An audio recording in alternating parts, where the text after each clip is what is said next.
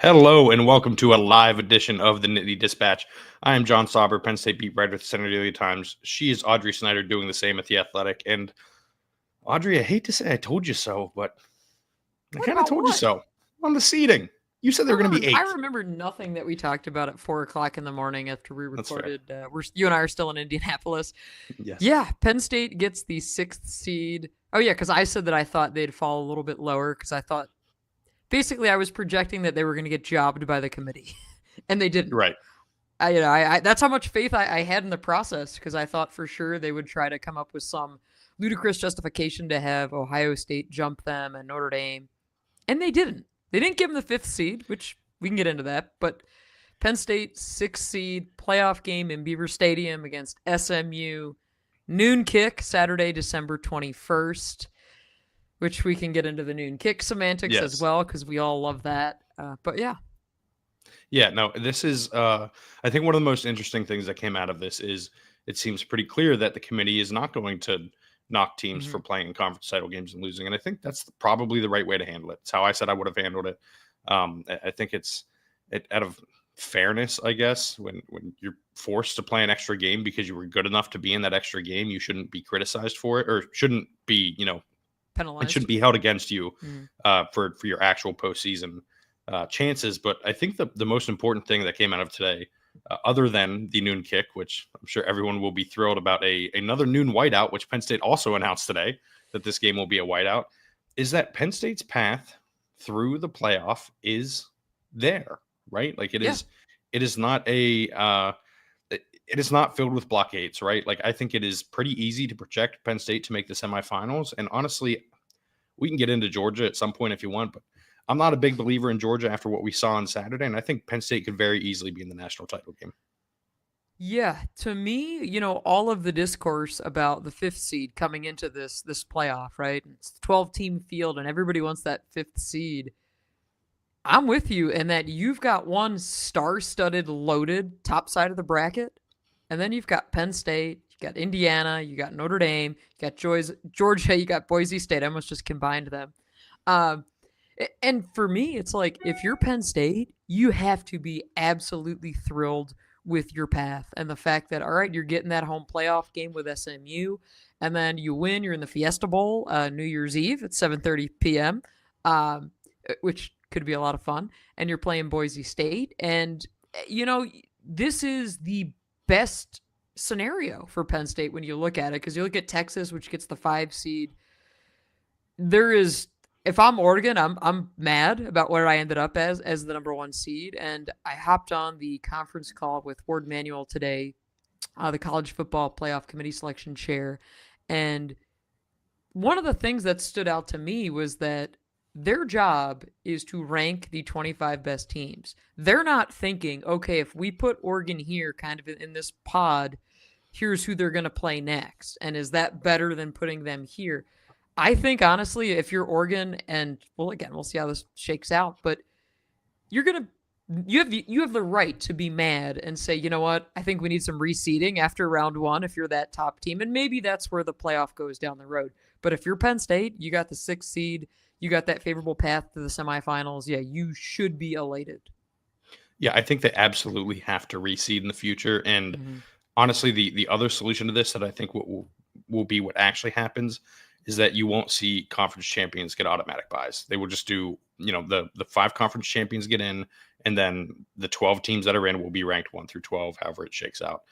Because that is really at the root of what's causing this, right? It's Arizona State being the 3 seed and getting a bye, and Boise State being a 4 seed and getting the bye. If they were not forced to adhere to that, this would not be the case, right? Penn State would not have SMU. They would have a much more difficult matchup and a much more difficult path. But while it is like this, they are in the team most well-equipped to take advantage of it, right? This is, for all of the consternation, I think I said this last night when we talked, but admittedly, that was like 16 hours ago, and like you, I don't really remember much of it. But I think I said something about profound. It was really profound, that conversation we had. Yeah. I think I said something about how, everyone was kind of arguing that it's better to be the 5 seed. It's better to be the 5 seed. In all actuality, it might turn out that the 6 seed is better depending on how everything shakes out because Clemson stole a bid. And lo and behold, Penn State's at the 6th seed, and it's as ideal as it gets outside of being I don't know. I guess if Boise State were better, I would say that I think Boise State would be in the best spot, but they're not.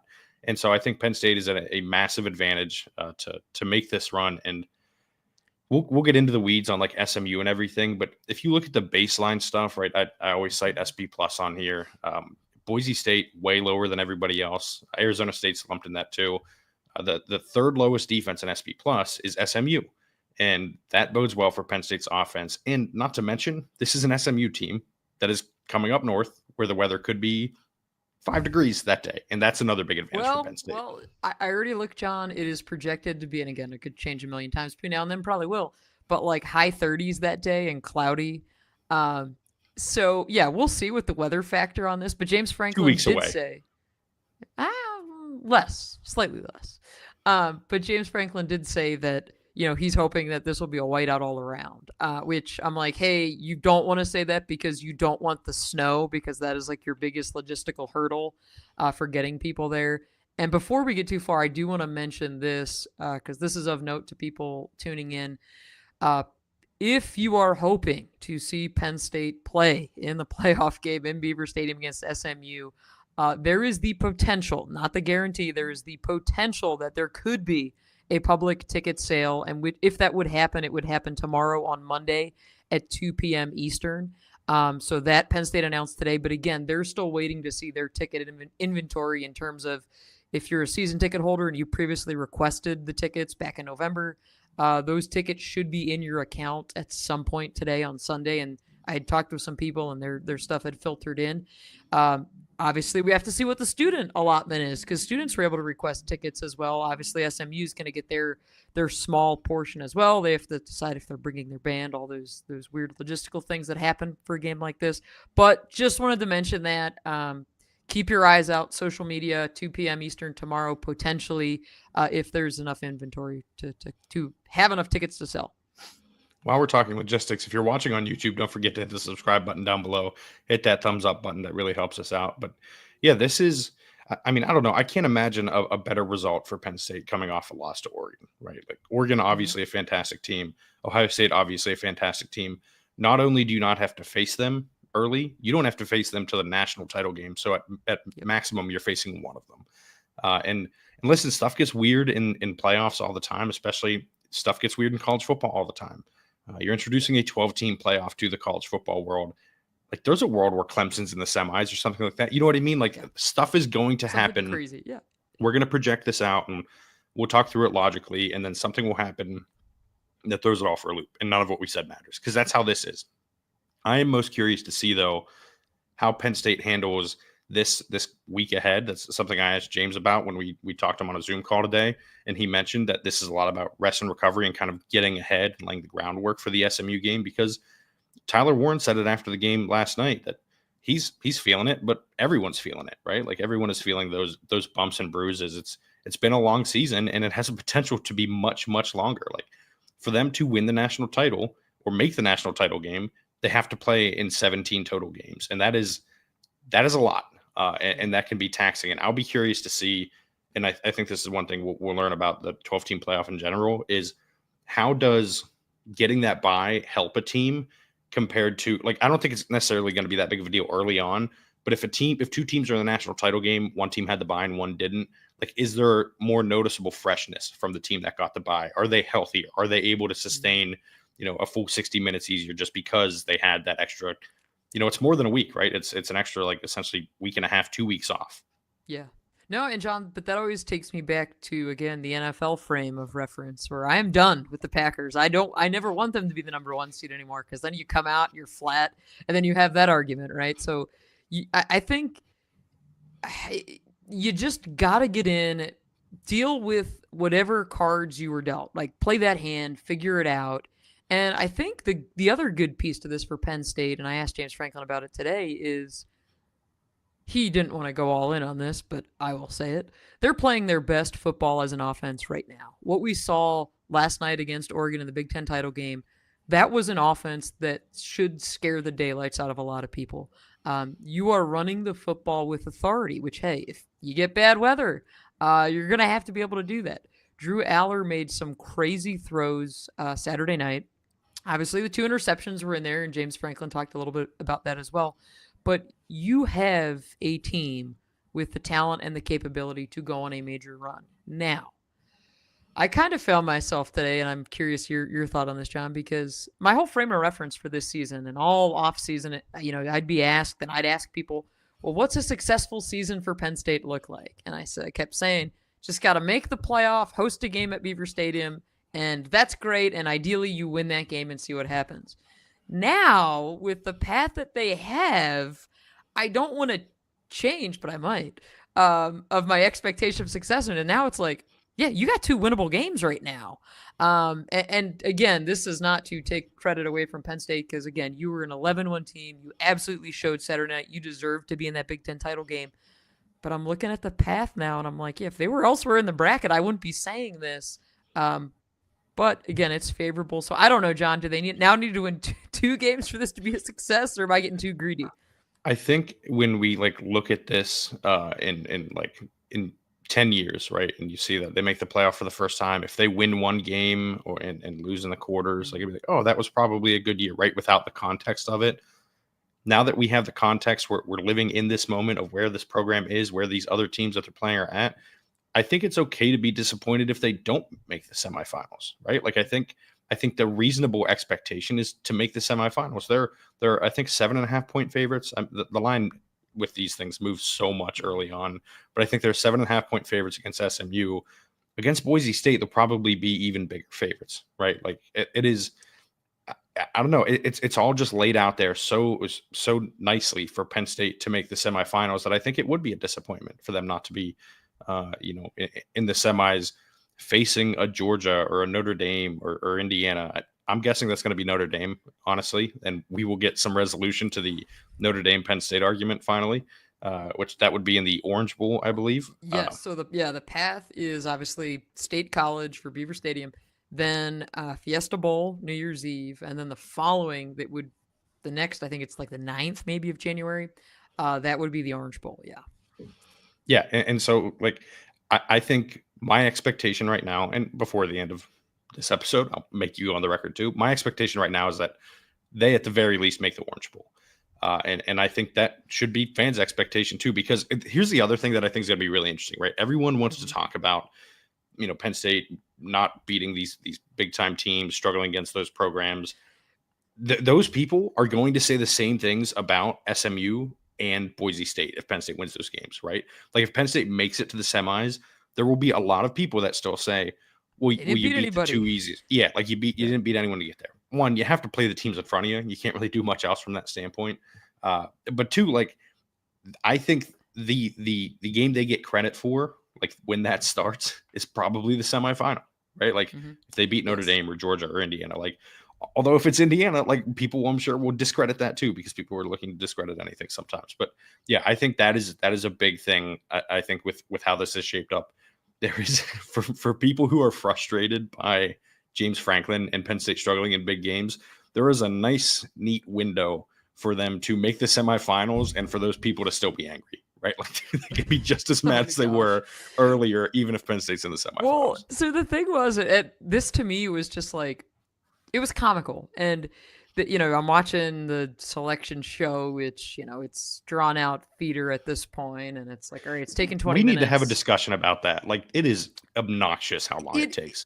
Listen, they know that they have us locked in because we have to watch, so they're just gonna kind of fill the first 15-20 minutes, which today totally worked in my favor because the TV in my hotel room has been busted and I've just been watching stuff on my phone and whatever. But I went to the desk this morning and I was like, yes, can I get my TV fixed? And they're like, yeah, we'll be up. So they don't come up. It's 11:50. I've got, YouTube TV on my phone, getting ready to watch the show. They show up, takes them 20-25 minutes to fix this TV, John, and I missed absolutely nothing. So it was perfect for me. But during the selection show, when they showed James Franklin and they had him on briefly, the graphic underneath, it just said his name. It said James Franklin, 1-14 against AP top 10. And I was like, can we just give the guy his moment? Can't we say Penn State went 11-1? And I was like, oh my gosh, this is like mean, but also like it's true. But can we Yes. like, it is true, but and again, I touched on this a little bit last night, and I am always hard on the records of Penn State and James's record in big games. But that was not the story last night against Oregon. Like that narrative does not fit. There are times to rightfully be mad with this program, and you had those, against Ohio State. But that wasn't last night. So yeah, when I see that on the TV and they're putting up the James Franklin 1-14, I was like, the guy his team made the playoffs finally. Like, can we not put that up there now? But whatever. It's one of those things where, yes, it is true, but now's probably not the time that you have to discuss it. Like, yeah, you could cherry pick a bunch of other statistics if you wanted, but sure. And part of the discussion around Penn State this season specifically is, unlike most other teams in college football, they took care of business when they were favorites, right? Like they did not lose a game that they were favored to win. They lost both games that they were underdogs in, so they are a little predictable from that standpoint. And if that holds, listen, they'll be in the semifinals, and who knows what the spread would be against Notre Dame for a game that's a month from now still, or Georgia for that matter. But like I just think this is such a golden opportunity, and I guess my advice would be to fans is to enjoy this, right? Like in 15 years, when you're thinking about like whatever the run ends up being, you're not going to remember that they, beat SMU and Boise State to get to the semis, or, if they had a path to the title game and they only had one tough game that they won, the other two weren't that. You're not going to remember any of that. You're going to remember enjoying this team winning games if they get there. And I think we lose that in sports sometimes. I lose it all the time. Go Birds. Was very frustrated today watching the Eagles play the Panthers. I heard some screaming in the hallway, and I thought maybe it was John in the hotel over shouting about that last drive. I was very quiet as I was working at the same time, so I was like just kind of listening to the game, but was flustered. So I get it. Like I get the frustration with the truth in these narratives, because like we said, there is truth to them struggling in big games against really good teams. But at the same time, they are winning games, and that matters too. And if they go and beat SMU, that matters. If they go on and beat Boise State, that matters too. Like these accomplishments and these benchmarks that they hit, we try a little too hard to devalue everything for the sake of propping up other teams sometimes. And I think it's okay to accept that Penn State's probably a top 6 to 8 program in the country right now, I think pretty safely. And that in modern college football will put you in contention pretty much every year. And eventually you're probably going to break through and win a national title, because parity exists and things get weird. And I said earlier about luck being involved in any type of playoff. And honestly, if there were a year where luck were on Penn State's side with how this is set up, maybe this is it. You got to get some luck. Got to be hot at the right time. Want to be healthy. And James Franklin did say that they came out pretty healthy from the Big Ten title game, but not really a surprise, but KJ Winston will not be back this year. Franklin said that on Sunday, which again, he's been dealing with a long-term injury most of the season. And the thing that James Franklin also said, he's like, I wouldn't expect that we get anybody back that we haven't had. So Anthony Donko now, but after the way Nolan Rucci played Saturday night, like you've got depth there. You're okay at that spot, but yeah, that was kind of the one injury note, and again, that goes to the wear and tear piece of this long season, which could potentially work against Penn State in that second round. Ashton Jeanty sitting around, getting fresh for a while. There's that potential, John, but we're not. We'll get there when the time comes. But listen, Boise State's a lot of fun. Ashton Jeanty is a deserving Heisman candidate. They were really good against Oregon in September. Mm-hmm. I tend to think that Penn State would have a lot of success against Boise State if they played them. That's a bad matchup for Boise State. It is what it is. Penn State, very, very weirdly, I think Bill Connolly put it this way in his story on ESPN. Go check that out. Bill does excellent work. He's the creator of SP Plus, the stat I cite so much. But he mentioned that Penn State is like this kind of jack of all trades team, right? Like you're going to have to win a rock fight to beat them just because they can win in so many different ways. And I think that's part of what makes this team, this specific iteration of Penn State, both like really good and at times uninspiring, because there's no definitive, you can put your finger on it and say, this is how they're going to win this game. Because I talked about on our midweek episode that I thought it would be 21-20, that Penn State would sneak by with a win. And, I had no anticipation that the offense would be able to put up points on this awesome Oregon defense. The offense it's been great, but not elite all year. And then the offense does what nobody else could do to Oregon all season, puts up 37 on them, the most points that Oregon gave up all season, and it looks dominant in that game. And so I think they have this innate randomness to them, I guess, that allows them to adapt. Their depth is part of that too. They can, swap through so many guys that allows them to play in different ways. But I think they are uniquely fit for, going across 4 games and just finding a way each time, right? Not having to win this one way 4 straight games to get to a national title. They can do it different ways. And I think that's going to matter in the playoff. And that's why the performance in the trenches last night was so impressive to me, because that was where it was like, okay, Penn State's offensive line, they are dominating. And to have both of those backs clicking, you got to hope you can kind of bottle that up and keep relying on that. But Nick Singleton is healthy. Drew Allar is going to make you plays. Now, John, here's the other piece that I think we might kind of see show up in a negative way this postseason.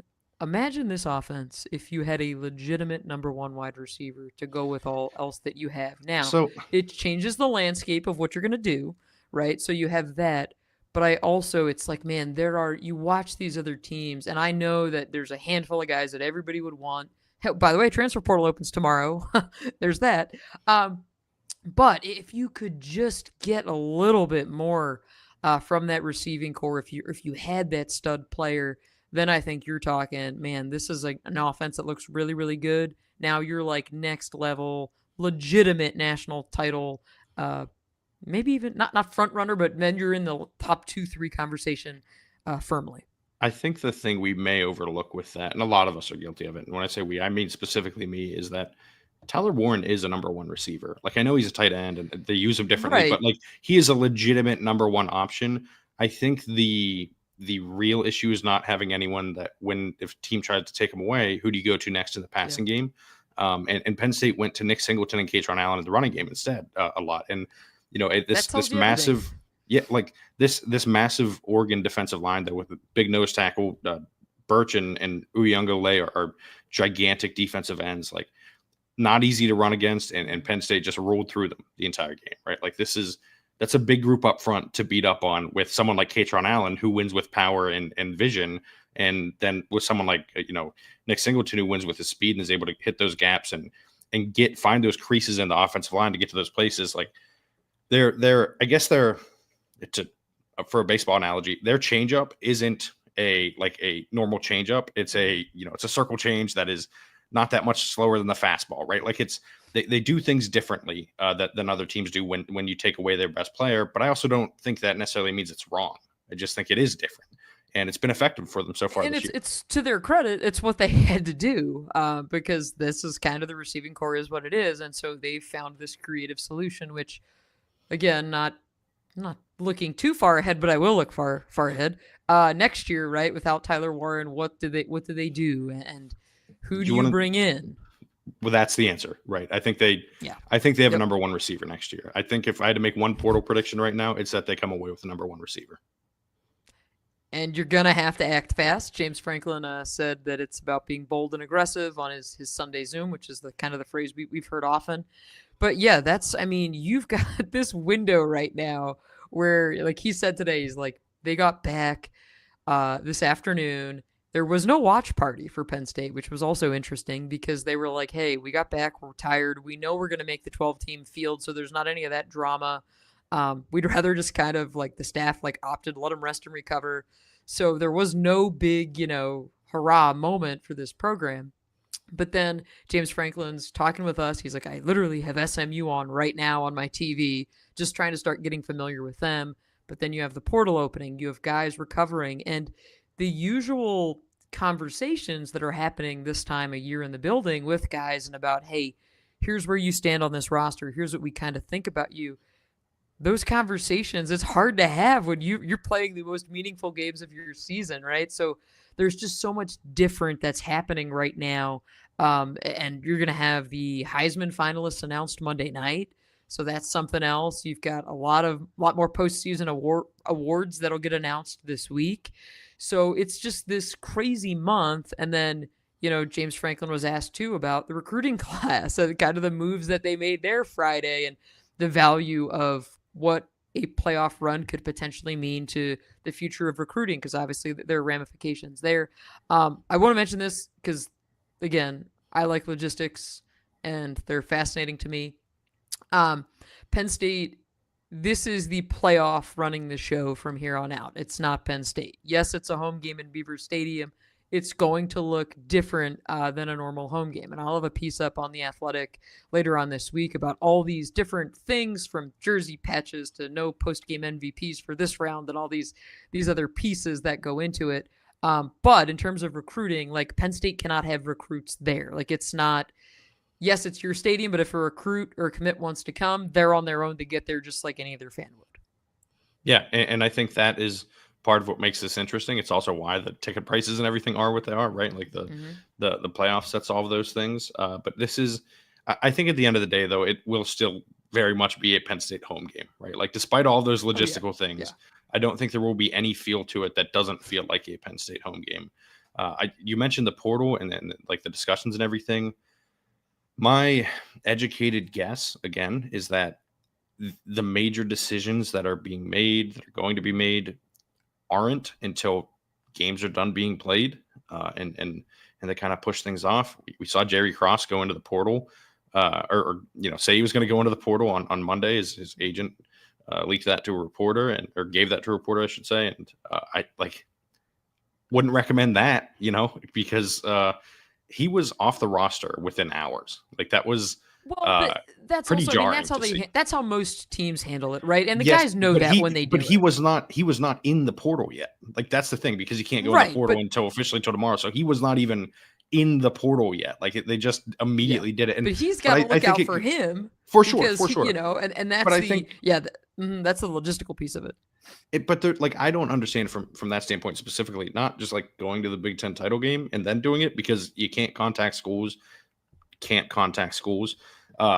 technically until tomorrow, Monday, anyways. And so, like, there isn't any real disadvantage to doing it. And I don't know. I thought that was one of the more strange ones. I think that's going to be a one-off, though, is the main point I want to make here. Like, I don't think that's going to be common for Penn State. I wouldn't be surprised if some players you maybe expect to go for reasons that aren't due to they expect to play immediately, right, or whatever at Penn State. I think guys like that could go in. But any key contributors who's making a decision, anyone like that, I would expect that conversation holds out and they wait until, down the line to make those decisions. Yeah, I mean, I think you have this on every roster where you have players that know that their path to the field is congested and that they're not going to be a realistic factor this postseason. So I think you see some of those guys go. And I was even trying to parse through some of that yesterday, because Penn State was able to travel basically everyone to this game. So I was kind of going through, and there were some folks that were not there that I did not see, that, you're kind of like, yeah, that makes sense. They're probably going to go in the portal. But yeah, that is so much of this time of year and what's kind of going on in this sport. But you gotta have your horses. Penn State has most of them, which I think health-wise you're probably in as good as a spot as anybody, which really matters. But I think today went as well as you could have hoped. Yeah, and as you mentioned, the health, like, today went as good as Penn State could have hoped. After, in a loss, yesterday probably went about as well as they could have hoped to. Not coming away with any major injuries or anything like that, not getting blown out, not looking bad. Like, it was fine. Like, everything out of that game last night was fine for Penn State. Nothing was drastically impacted, and I think that is, who knows? Maybe if they would have gotten blown out, the committee would have moved them, or wouldn't have moved them down still, because they wouldn't move anyone down. But no, I think, John, because Ward Manuel was asked about that today, and their justification for putting Penn State at 6 was that they said, hey, listen, we understand Ohio State had the head-to-head win, but obviously they also had the worst record in the regular season. But they said, we were impressed with how Penn State fought last night, and it was an impressive win, and we liked that they were able to hang with Oregon. So absolutely, to me, that margin of defeat mattered. And if it would have been, which again, when it's 28-10, I'm thinking, oh boy, this could get interesting. But ultimately, again, the committee made the statement today, or reaffirmed what we thought they maybe would do, with the benefit of getting to these conference title games and playing in them. And James Franklin continues to pound the drum, which he is for several years, of, hey, Either we're all playing conference title games or none of us should be playing them, or everybody's got to be in a conference. So, I don't know, John, who could he be talking about? Yeah, I think that eventually Notre Dame's going to have to be in a conference, Mm-hmm. or teams are going to ditch conference title games, and I don't think conferences want to do that. I'm fairly confident conferences don't want to do that, right? They want to. The SEC specifically wants to have the SEC championship game. So I am curious to see what changes get made this offseason, because I do think that the eliminating the clean first round bye if you win a title and you're one of the top 4 conference champs, I think that is probably going to go by the wayside pretty quickly. That is the most obvious thing. I think maybe that's the only major change after one season, just because it's like, okay, let's see how it impacts it moving forward now, right? Like, you don't want to make that change and then another change, and then it turns out those 2 changes end up with the same result because you did too much, right? Like, I'm guessing they'll just kind of test it as they go and eventually make whatever changes they need to make to get where they want to be. But listen, right now, this format is what it is, and I know James has his gripes about other teams and scheduling and everything, but his is the one that's in position to get everything they want right now. Yeah, and if you guys listening, if you have any questions for John and I, please feel to let them rip, and we'll do our best to answer them before we kind of wrap up here and get on with whatever is left of our day or night. Rob, This thanks is a for good question. Yeah, yeah, Rob 440. Are there any yeah. elite teams this year? No, I think that's pretty clear. And I think that's the good news for Penn State, because this is as wide open of a race as you could have hoped for. And the fact that Oregon is kind of like, at this point, it's like, oh, they're like the Teflon team where everything's going well and they're undefeated. But even like, again, Wisconsin had them on the ropes. Penn State had them on the ropes. Like, they are a beatable team. This isn't like Boise State too. Don't forget. Yes. Yeah. And for me, it's like when you look back, and you think about LSU, right, with Joe Burrow and Jamar Chase, you're like, man, these guys are just going to light people up. There's no team in this field that should scare you if you're a Penn State fan, or that you should say, hey, we have absolutely no shot. I do think just also makes our lives a lot easier that Alabama did not get in, so we don't have to have the SEC drum banging of that. But I do think, and I wanted to touch on this, had it been Penn State, Alabama, this game would not be at noon.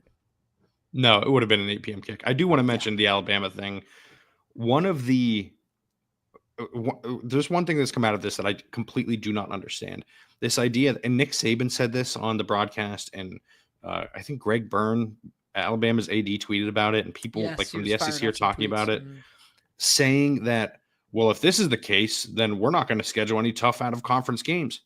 You're not in a playoff because you lost to Vanderbilt and Oklahoma, right? Like, it's not. Maybe if you had scheduled Penn State as a non-conference game and won that game instead of whatever FCS school you're playing in the middle of November, then you'd be in the playoff, right? Like, it is such a ludicrous thing. It's like it feels like the taking their ball and going home thing. Like, well, if I can't be in the playoff, then I'm not going to give you these fun games at the beginning of the year, right? Like, it doesn't actually impact anything. Again, it's the taking the ball and going home. It is whining about not being in, when in all actuality, you lost 3 games and they were all in conference. You went undefeated in non-conference play against bad teams. Like, if you beat your teams in conference, this wouldn't be an issue. Like, if they had lost to Wisconsin and didn't get in because of it, sure, I understand the gripe. But like, that's not what happened. Yeah, I think they all just somehow forgot that they lost to Vanderbilt, and I remember seeing the goalposts carried around, John. I remember it happening. It seems like there's maybe some SEC amnesia that's taking place. Yes, but yeah, well, I mean there usually is with the SEC, and the need to retrofit every argument to make it just a 12-team SEC playoff. That's right. Yes, they all get in, and everyone else in the North, you can enjoy your cold weather and be on the outside looking in. I am curious because I do think the one nice thing with the way this sets up, you're getting playoff games in Columbus, Ohio, which the Ryan Day response could be fun. I can't remember who said it on the broadcast. I think it might have been Kirk Herbstreit, who said that Ohio State might be better off playing their first round game on the road because their own fans are going to be booing them at the first time they don't convert a third down. And I think that's true. Like, I think unfortunately Ryan Day is in for it. Yeah. Like, they're not going to have any chance of having a real home field advantage if Tennessee does anything early in that game, because the crowd is going to turn on them very quickly. Yes, Audrey's beloved Vols, as we know, grad student there. But yeah, like this is there is a chance for some very funny stuff to happen in the first round, and that is one of those things that like I am excited to see the reaction to Ryan Day being on the field in Columbus at the shoe. Their path is brutal. It's like, Ryan Day, if you're trying to coach to save your job, like, good luck, man, because it ain't happening. Like that. But here's the thing: crazy. Somebody has to get out of that group, right? Like it's got to be, it's Texas, Ohio State, Oregon are all on that side, and Tennessee, Tennessee as well. Clemson's in that group. I think Clemson's going to get boat raced. Actually, we'll talk about Texas at some point too. But I think they're fairly overrated as well, and they are much more in the pack than they are ahead of the pack. And I think like you get these different Real settings. Quick, as good of a comment as you're going to see on a podcast. Daniel Gallen, friend of the podcast, waiting for his Buffalo Wild Wings, watching the pod. Does it get any better? Wild and listen, Wings connoisseur. I didn't know they had much of a gluten-free menu there. I'm impressed. Interesting stuff. But this is core to the Penn State beat experience: is eating Buffalo Wild Wings at away games, specifically watching the Phillies lose at Buffalo Wild Wings and having your heart broken in those establishments. Yeah, I've watched the Braves lose in a Buffalo Wild Wings as well, and it's the because like they're I think, aren't we getting one in State College? Like I thought they were putting one downtown. Or yes, we're going to or something. It will be downtown. I think in like the bottom floor of one of the big apartment complexes, so we can go there to watch our baseball teams lose for home games too. Now it doesn't just have to be on the road. I wanted to get back to the home team thing, because you are getting these total like kick-ass college towns, and it's gonna be wild and it's gonna be rowdy. I mean, John, can you imagine already like Friday night, everybody's gonna want to watch Notre Dame or hate watch Notre Dame, Penn State fans, I'm sure. Which I don't. I guess you pull for Indiana in that one if you're a Penn State fan. I guess. I think. Well, do you want the Tom Allen Bowl? I think one of the funnier things that can happen is Penn State beating SMU, beating Boise State, and then playing Indiana, beating Indiana, and then like losing to Oregon or Ohio State, and then people still saying, despite Penn State being in the national title game, that they didn't beat anybody on the way to get there, which like again would not really be true, like because Indiana would have to take out one of these teams, right? But like that is kind of when you're spinning that narrative, when you have this kind of focus on this is what I want to be the truth at the end of this, that lane exists again for that to happen. Oh yeah. There's so many possibilities, but it's still like State College is going to be absolutely jam-packed, and it's going to be just this crazy scene. And again, you're getting the Saturday game, but it is after finals. Good thing Penn State moved graduation when they did. But yeah, I just think when you kind of look at all that's happened, all that's led up to this point, you're getting everything that you wanted, and everything. Again, as we record this on December 8th, everything is still in front of you, and you have that opportunity. Well, and as like one of the other funny things about this too, by the way, is as Penn State men's basketball continues to be the worst in terms of getting eyeballs on the team, they play Drexel at noon that day in the Wells Fargo Center in Philadelphia. So like nobody's going to be watching that game. Yes, I will be at Beaver Stadium. I will not be in Philly for that game. It is just it's a tough look to have that happen. I think it's time to complain about this being a noon kick. Why does this always seem to happen? Why is anything good that Penn State does? Yeah, but like it is. It's not the sexy matchup because you want Ohio State in prime time because that's the sexier game. Yeah, but there's another 8:00 game, right? And I think this is a better game. They're 4, whatever they are. No, they're at 8. But I'm saying Notre Dame, Indiana being the night before at 8, like that's not that enthralling. Like maybe, and I say this currently being in the state of Indiana, but like you can spin it as an Indiana might not let thing. us out. Yeah, true. It'd be we should walk around tonight and ask people about that in Indiana. Yeah. I think the worst matchup's Texas Clemson. Like I think it's not necessarily I think Texas blows them out, as I hinted at earlier. I just think neither of those two teams is good offensively, and both their defense are good enough to make it really ugly and not fun to watch for anybody. Maybe that's why it's in the 4:00 window. Maybe that's the hide the game window for the networks. But but if you just show Arch Manning on the sidelines, everybody will be, ooh, this is great. Yeah. I thought the solution would be Penn State at 8:00 Friday, Ohio State at 8:00 Saturday, and then, Notre Dame, Indiana, whichever window is going to get watched more, 12 or 4, and then just stick the Texas Clemson game. Because I know part of the thing is like that game will get eyeballs on it because it's Texas and it's Clemson. You know what I mean? It's these big brands that like are associated with big time college football. But Clemson is not that good this year, and Texas might be the most overrated team in college football. As I continue to dig my heels in on this take that is slowly brewing to the forefront, I just think this is. I don't know. I am not excited by that. That's the one matchup that I just don't have a ton of interest in the first round. And that is why the SMU piece to this is because if it's Alabama, like I said earlier, like this is probably a primetime game because you're getting the logos then, and you're getting the traditional powers, and that would have been a lot of fun, a lot of craziness, where SMU just doesn't have that juice, right? So I think you get that now. Logistically, how Penn State and how State College handles a noon kick, I mean, there's nothing that you can do from the everyone's arriving early perspective, right? Maybe you try to open the parking lots a little bit earlier, but 7 p.m. the night before? Like that's the solution. Or is it like 6:30 instead of 7 or whatever? Like maybe you get rid of the one-way traffic patterns, but I think where this potentially could be a mess for Penn State and everybody hosting, and this is a legitimate concern that everybody hosting has, is where your security like forces are coming from in your game day staff, because you're probably most likely, especially in Penn State's case, you will be pulling from a different pool of people. So now you're bringing in people who are not familiar with your venue. And because this is the best we could do because it's right before Christmas and everybody else took off or called out, right? So I think you have a lot of potential headaches. So if you know already that you're going to be in Beaver Stadium for that day, I wish you the best of luck navigating the traffic. We deal with it too. I did not enjoy taking an hour to get there. Yeah, Ooh. Sitting comment here. I sat on College Ave for an hour and a half for the Ohio State game. So some fun stories about where my parking spot is and where I used to come into the parking area. So I live essentially out like the opposite side of State College, right? Not on the Atherton end.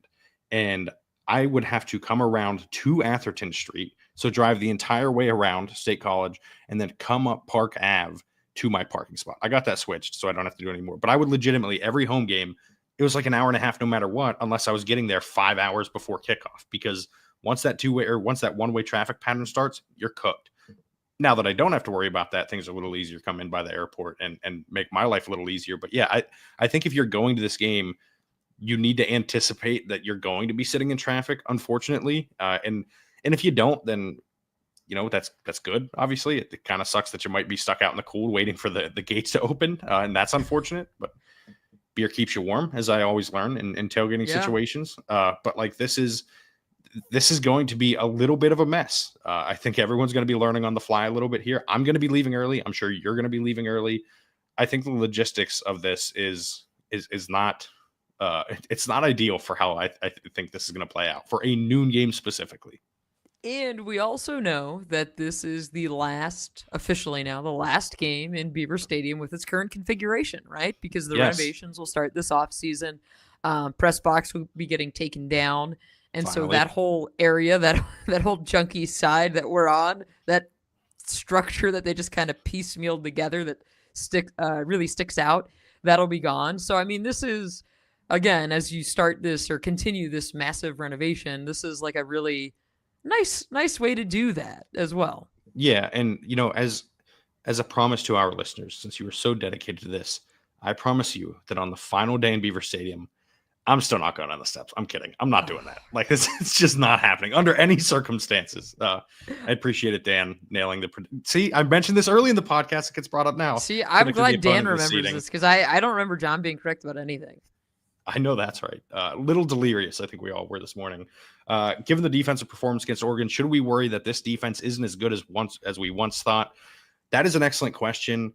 I don't think so. I think the bigger problem is Oregon is uniquely built to give Penn State issues, right? Because Tej Johnson is that kind of speedy weapon. Because Dylan Gabriel gets the ball out quickly, I think that is the kind of offense that can give them trouble. And when your defensive ends are getting held most of the time, it's tough to get pressure, and Penn State relies on getting some of that pressure. Yeah, no, to me, their speed was crazy. Dylan Gabriel's ability to quickly and accurately get the ball out of his hands was enough to even impress John last night, which, again, he was not a big fan, as we talked Will midweek. Stein But impressed me. sure, never going to give credit. But no, I think the Penn State defensive performance, I think the other piece to this is they were put in a bad spot once with the Drew Allar pick. They weren't able to come up with a takeaway last night. And that to me is like, that's the recipe, because you're really good, you're really talented, but if the ball, and again, this is the luck piece, the ball bounces your way, and they're really good. One of the better turnover margins in the country, Penn State has. But if you're able to create that takeaway, kind of steal a possession that way, like that is going to be huge in the playoff. Yeah, and you're right. Like I think, and this is a hill I'll die on too. There are many of them, but I don't think most people, and especially most coaches, don't want to admit this. But turnovers are mostly luck. Like it's a tipped pass falling into your arms or a fumble bouncing It's to the you. football literally bouncing back to Dylan Gabriel as Yeah. it falls out of his hand. Yeah. Right. Like he had no business. I remember when he fell on that, I think it was Abdul Carter who was trying to get to it, that Gabriel shielded him off because it landed right underneath him. If it bounces 6 inches to the left, Abdul Carter gets that, right? Like it is luck. It's bounce and physics and things that you can't calculate on the fly to recover a fumble. So you're just kind of guessing and hoping. And I think that's what most turnovers are. Some of it like is ball skills, especially with interceptions and everything. And you have to emphasize like punching the ball out and trying to dislodge it and stuff like that. But when it comes to actually getting the ball, most of it's luck. And I think in that regard, Oregon got a little more lucky last night. They got the fumble back. They get the interception. We talked about that last night on the way that Trey Wallace tried to get to the ball. I didn't think was beneficial there. Nico Reed made a really good play for Oregon, but I think that's more, again, a little bit of luck to get that ball in that exact spot. And so I think the defense, I understand being concerned about it. SMU, fortunately for Penn State fans, not as good as Oregon offensively, but still very good. One of the top 5 offenses in the country, according to SB Plus, but also coming up north, playing in the cold. Are we going to see a shootout, John? That was one of my first thoughts today. Because they've scored 30 plus in like what? It's like some crazy number. The last however many games they scored 30 plus because they kept flashing that on ESPN while I was working. I don't want to be held to a score prediction just yet, but I think probably I'm not holding you to a score prediction. I know, but I'm saying like if you're looking at like even over under and stuff like that, like I think probably both teams will end up being in the high 20s, 30s. I think if it's not, it's because Penn State is in the 30s and SMU can't keep up, right? Like maybe Kevin Jennings makes a bad throw and there's a turnover. Brashard Smith loses the ball and they fumble, whatever. But yeah, I think in all likelihood, we're looking at a pretty high scoring game. And that's the other thing. There is real, like the excitement factor in this game, way higher than Texas Clemson. And this game should be in primetime because of it. See, John, that is your bias coming through right there, because I can tell you, I heard from a lot of people today that are not Penn State fans that are just like, we don't love this matchup for you. We're sorry for you. And I was like, I really do not care. Like, I'm totally cool with this. Why? SMU was so much fun. So this is, John, this is your bias coming through. All the more bias reason for what? that we can never take you to Austin, Texas, because you're just going to tell all these people what you think about their program. No, I think Quinn Ewers will show them what their program is. And there we go. There's another clip that we can snip and have for John when Texas goes on a national title run. And then we could share that out there. No, I mean, I think when you kind of look at this, how do you, this is a really good point, I think, that we're going to be looking at here in the next few weeks, months. Yeah. Question here. Why aren't good wide receivers chomping at the bit to be the number one guy at a powerhouse program? Poised for success with primetime spotlight opportunity. I think a lot of it in previous years was financial, right? Like you go in the portal, there is a lot to that for guys. I'm not saying it's true for everyone. There are always guys that are going for all of the stuff that was just outlined, that question by Mike. Like you want those things, like there's priority lists, but I think a lot of it sometimes can be financially motivated.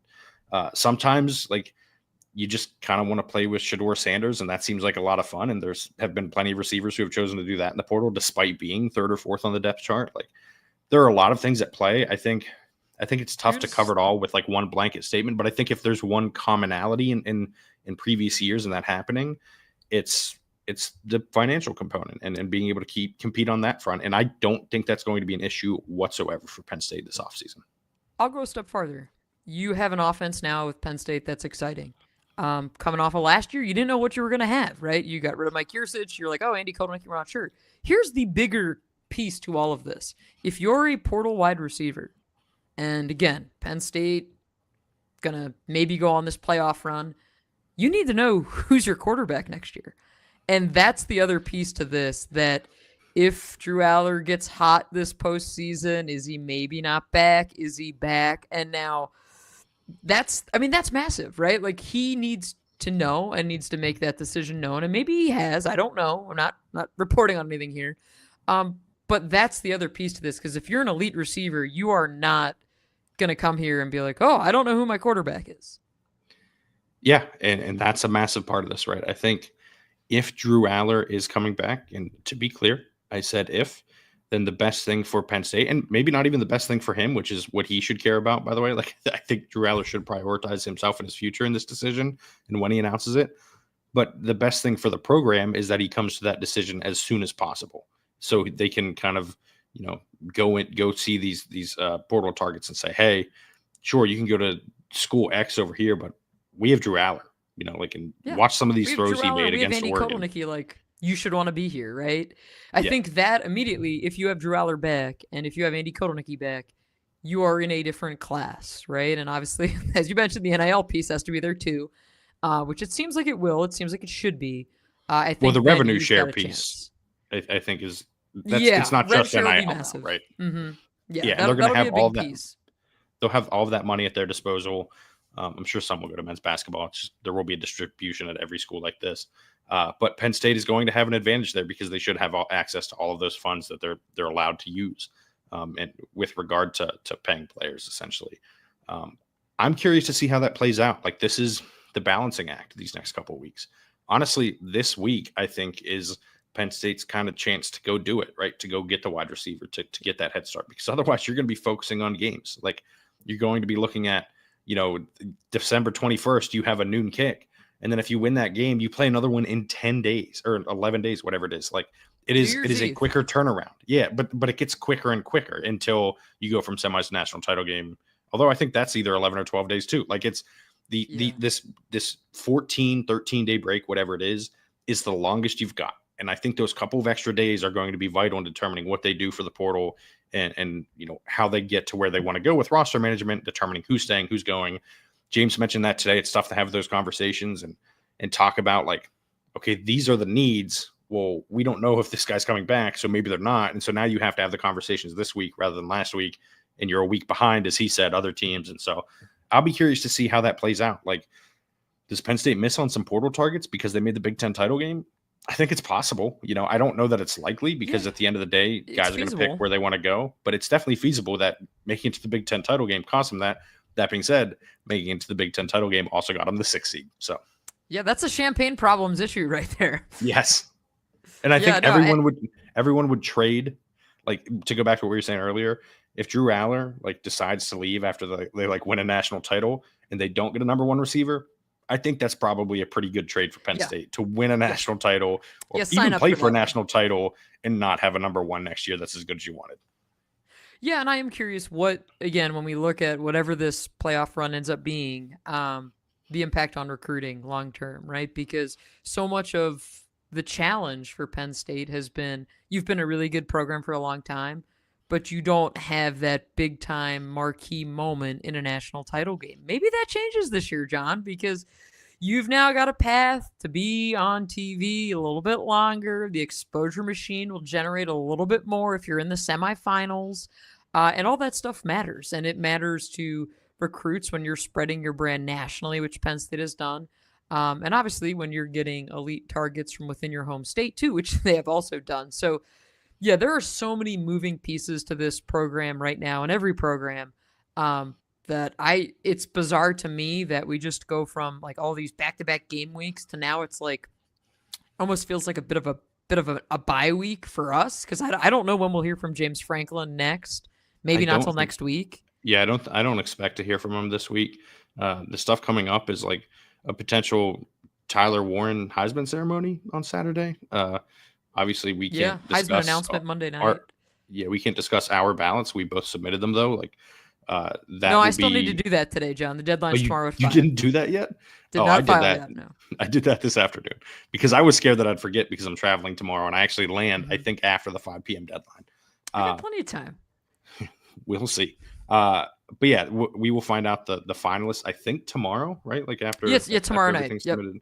Yeah, and so around we'll see I want to say around 7 p.m. it should be announced. Yeah, I think I saw that in the email. But I think, I think Tyler Warren has a chance to make it to New York, and I think that I asked him about it after the game. Unsurprisingly, with Tyler, he was not playing ball all that much with something like that.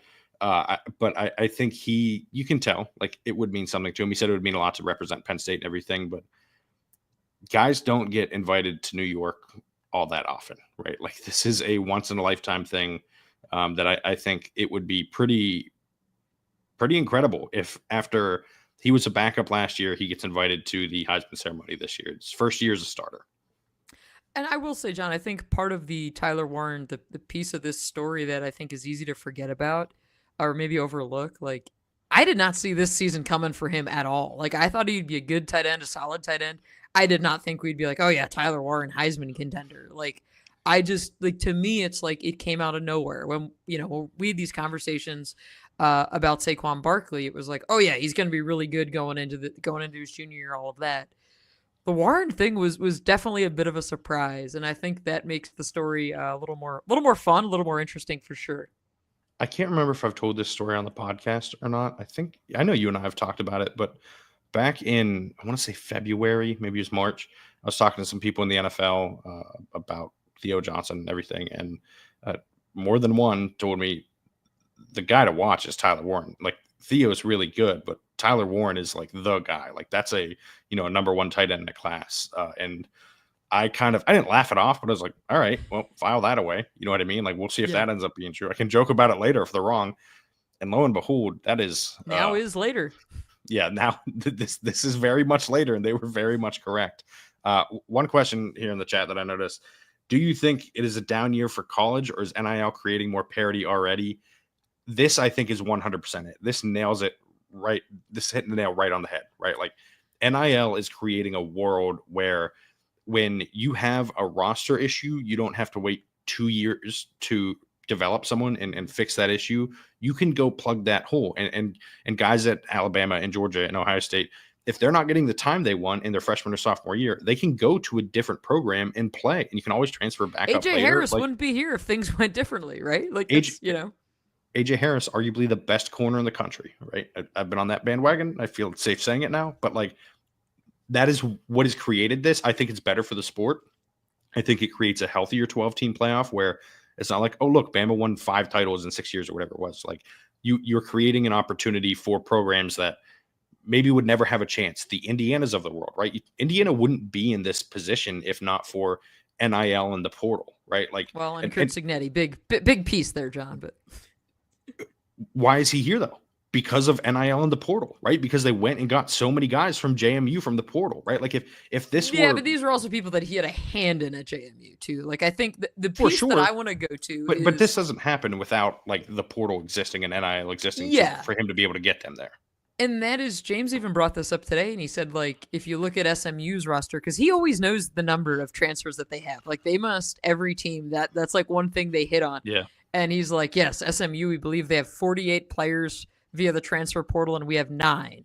And he said, he's like, it's just 2 different ways of building. Penn State will always be a developmental first program. They're going to do it from the high school ranks, and they're going to use the portal to supplement. But no, I think it is a really good point because it's opened the sport up, as has the 12-team playoff. Like this fall has been a lot of fun. It's also been nice to have some different storylines to work with where it's not, okay, Penn State lost to Ohio State again and the season's over, right? So I think that's always nice. Yeah, and there is one more question here I want to get to in the chat. If we can pop that up real quick. Who do we think are the 2 best teams in college football? I think this is a good way to end this, considering all the discussion that we've had and what I've said about Texas. I can go first here to give you some time. I think it's Ohio State and Oregon. And I think that's part of why I'm so high on Penn State, because I think their only 2 losses are to the 2 best teams in college football, and I don't know that they're far and away better than anyone else, right? Like, those are the 2 teams that I look at that I'm confident in. Defensively, for sure, can get it done. Funny, I know, after watching Oregon's defense play last night, but usually very much believe in both of those defenses getting it done. Very much believe in the Oregon offense being one of the best in the country and the Ohio State running game being one of the best in the country and their defense being the actual best defense in the country. I think those 2 to me are if we're separating anyone into a tier of their own, I think it's those 2 programs, but I don't think I would even separate them above everyone else. I think they would just be the top 2 in the group of 7, 8 teams. See, I took that question as I took it the wrong way. I took it as like which 2 teams are going to be in the national championship game, which again we'll get to that midweek. Yeah, it's like you're not going to get your 2 best teams because of the way this bracket is set up, or at least you're not getting John's 2 best teams. Penn State fans aren't going to probably like to hear this from me, although if this scenario happens, you've still made it that far. Oregon for sure. Like that to me is the one team. I just have this bad, weird feeling. I have to change my phrasing here. I can't say what I want to say, but that Georgia is just going to somehow pull a rabbit out of a hat, and that we're going to see some kind of crazy, stupid SEC magic, and Georgia's going to end up back in the title game somehow. I don't think they're the best team, but I do think that they're, I don't know. I get that weird feeling when I start to watch them, and I was getting that feeling last night, where you just say, oh yeah, gosh, at some point this team is going to kind of put everything together and get there. But yeah, Oregon for sure. I mean, and that's where if you're Penn State, you have a lot of confidence as you head into the playoff because you were able to go blow for blow with them. Who do you think is the actual second best team though? If you know what I mean, bracket aside, Ohio State is scary, but Will Howard doesn't scare me. And right. that's to the be problem. Clear, Dylan Gabriel really doesn't scare me either. Well, John, I think he might scare how many Heisman ballots he ends up on. You might be a little terrified when you see the numbers. I might be terrified by what I say on the podcast. Here's the thing. Maybe, but yeah. I think, and I believe I even said this pregame, like when you look at Dylan Gabriel, he's going to make some plays in this game that are going to frustrate Penn State fans. And he did. And there were so many times last night where I'm like, oh yeah, no. He definitely can't throw this right here. He's going to run it. And then he throws it. And then, the accuracy, the quick release, like I want to give the guy some credit. Like you're the quarterback on the top team in the country. And if you look at his number, maybe I'll text these to you, John. If you look at his numbers against the best defenses that they've played this year, maybe you'll think differently. But no, you'll still be like, I just credit the offensive coordinator. And I credit Tez Johnson and everything else. I know how good Will Stein is. You don't have to tell me twice. Let's see. Here we go. But no, listen, Gabriel's one of the 10 to 12 best quarterbacks in the country. I think there's no denying that. But I think it's 10 to 12 and not 3 to 5, and that's the difference. But this is probably John, a good place to leave it. Yeah, I think my dinner is about to get delivered. So on that note. Yeah. Don't forget, if you're watching on YouTube, hit that subscribe button down below. Hit the thumbs up button. That really helps us out as we continue the march to 2,000 subscribers. If you don't already, go ahead and follow Audrey on Twitter at OddSnyder4 and on Blue Sky. If you search Audrey Snyder, you can do the same with me at John Sauber. And if you search John Sauber on Blue Sky, you can find all of my writing at centerdaily.com. There has been a lot of it in the last week, and there will be a lot of it moving forward. The same is true of Audrey over at The Athletic, where she's doing excellent work as always. We will be back probably this week, I would guess, at some point. To talk about big picture. I would like to make Audrey go on the record with a full bracket, and we'll predict it, and we'll work through it. But until then, hold me to it. Yeah, right. Listen, I'm all for everyone throwing back the things I say in my face because I say them because I believe them. That's all. But until then, until we discuss all of those things, we really appreciate everyone who's tuning in, everyone who's listening on Apple Podcasts, Spotify. Don't forget to leave those 5-star ratings on Apple Podcasts if you're listening that way.